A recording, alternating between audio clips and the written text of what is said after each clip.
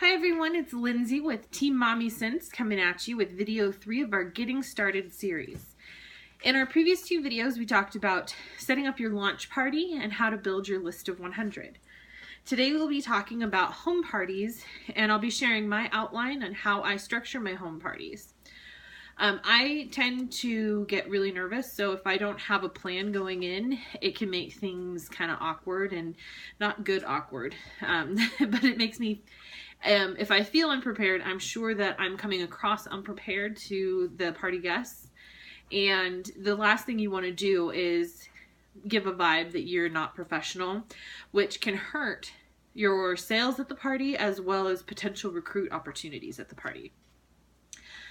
So I'm going to do a brief rundown of how I go through my party structure, and I will upload all the materials to our team Facebook group later, so you can use them as a starting off point, or just though they're available. You can use exactly what I have if you want. I would suggest personalizing it though, because the more you personalize, the more genuine it comes off.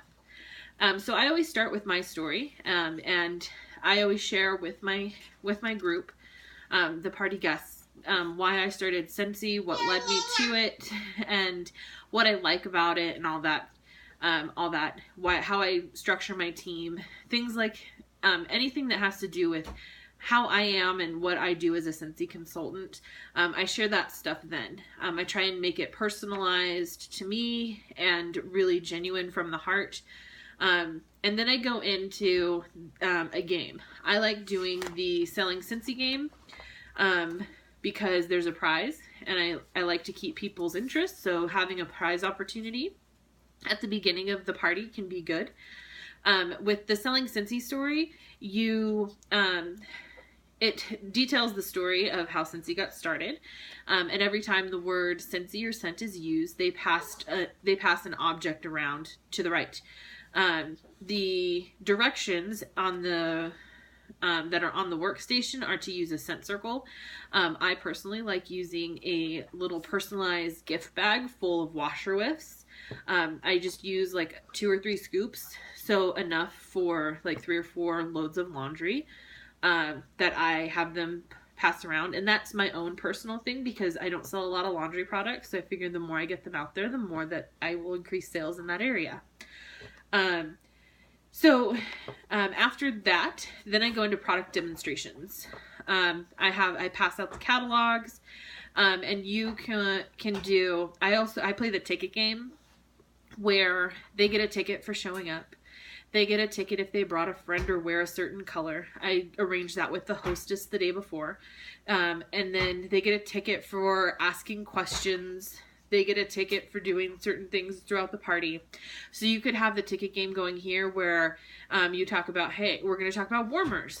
If you can find the warmer list in the catalog, you get a ticket. Or what page the diffusers are on, you get a ticket. So you can make this interactive. I make it interactive in another way because I pass things around. I let them try things. So I usually start with the warmers. I have the different types of warmers there. I let them feel them, let them come up, stick their fingers in the wax, all of that jazz, so that they can see what it's all about and why it's safe for not only them, but for their children. Then I do the diffusers. I talk about the warranty and the how they don't have to use Scentsy oils, how they can use tap water, the different settings on it. I let them see. I got the tester kit when the diffusers first came out, and I just got the new Scentsy, the oil testers for the new catalog. So I pass those around for people to smell while we're talking, or I'll just pass around my favorite. Then I do the skin line, and I use the body souffle. So I bring my personal little pot of the body souffle, and I pass that around for people to try. I send around the little booklets that have the tester scents for the skin line. And I talk about the body bar, the fine fragrance roller, and the hand cream. The clean line, I replaced the soap in the bathroom at the hostess's house with Scentsy hand soap, and I demo the counter clean I either have them save me a place that's kind of dirty, or my most recent party, they had a white door and they had kids, so it was pretty grimy, and I just went over there, sprayed it on, and wiped it off to show how well the counter clean worked. The laundry, they get little goodie bags that have different samples in it, and one of the samples that's in it is a washer whiff, so I have them open that then, and they get to see the washer whiffs. I also wash these little washcloths in, right now I've got 3 of the 4 laundry products, but I wash them with washer whiffs, clothing conditioner, and the laundry liquid, and I pass those around for them to smell so they can see how it's not overpowering. Then I do the groom line. My husband uses the shave balm, so I bring that so that they can pump a little out and feel that. And then the kids line, I pass around like a buddy or a buddy clip. And then after the demos, then I have them go through the catalog, and I call it sniff and select. That's what it says on my outline, and that's when they get to go through the catalog and really pick what they want.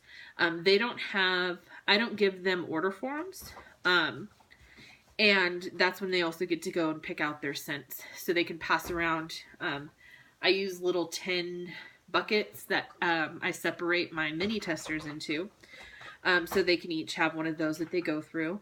And then I sit with them and I talk with them. And at checkout, I sit with each person and I individually talk to them and check them out and fill out their order form for them. And when we're talking, I try and figure out things that maybe they have on their wish list that they didn't get to have. And in their little goodie bag, there's going to be a wax sample that has a number on it. And this is my booking game.